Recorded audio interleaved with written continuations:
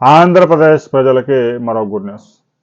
ముఖ్యంగా ఉభయ గోదావరి జిల్లాల ప్రజలకి వందే భారత్ సేవలు అందుబాటులోకి రాబోతా ఉన్నాయి.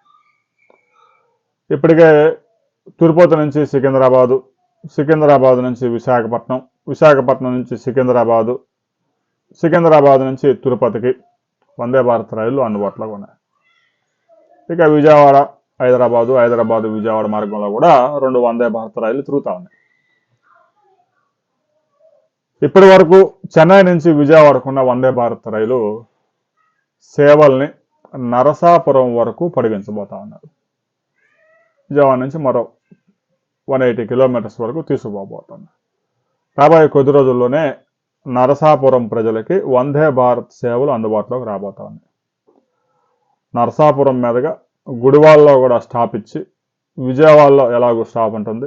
ఇక తర్వాత కంటిన్యూగా గతంలో ఎలాగైతే స్టాప్స్ ఉన్నాయో గుంటూరు, ఒంగోలు, నెల్లూరు అలాగా చెన్నై చేరుకుంటుంది. చెన్నై నుంచి అదే ట్రైన్ మరలా నరసాపూర్ వెళ్తుంది. అంటే నరసాపూర్లో బయలుదేరిన ట్రైను గుడివాడ, విజయవాడ మీదుగా చెన్నై, చెన్నై నుంచి మరలా తిరిగి నరసాపురం చేరుకోబోతాం. నరసాపురం ప్రజలకి వందే భారత్ సేవలు అందుబాటులోకి తీసుకురావడంలో ఎమ్మెల్యే, ప్రస్తుత డిప్యూటీ స్పీకర్ రఘురామకృష్ణరాజు కృషి స్పష్టంగా ఉంది. కేంద్రంలో రైల్వే మంత్రిని కలవడం, అధికారులను కలవడం, వారిని ఫాలో అప్ చేసుకోవడం, వందే భారత్ విజయవాడ, చెన్నై మధ్యలో తిరగడంతో వందే భారత్ రైల్ని దాదాపుగా 8 గంటల పైగా దాన్ని ఐడిల్లో పెట్టాల్సి వస్తుంది. దాన్ని నరసాపురం వరకు పొడిగించండి, రెవెన్యూ కూడా జనరేట్ అవుతుంది. మరో 2 గంటల ప్రయాణం విజయవాడ నుంచి వందే భారత్ అయితే. ఆ 8 గంటలు ఐడియల్గా ఉండే సమయంలో మహా అయితే ఇంకో 3 గంటలు తగ్గుతుంది.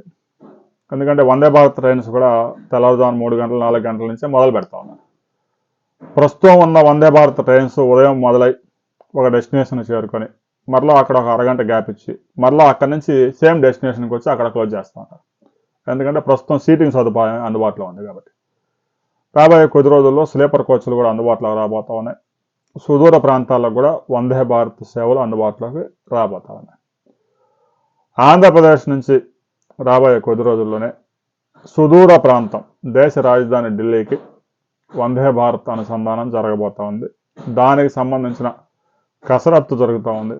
మరిన్ని అప్డేట్స్ వచ్చిన తర్వాత మరో వీడియోలో మనం తెలుసుకుందాం.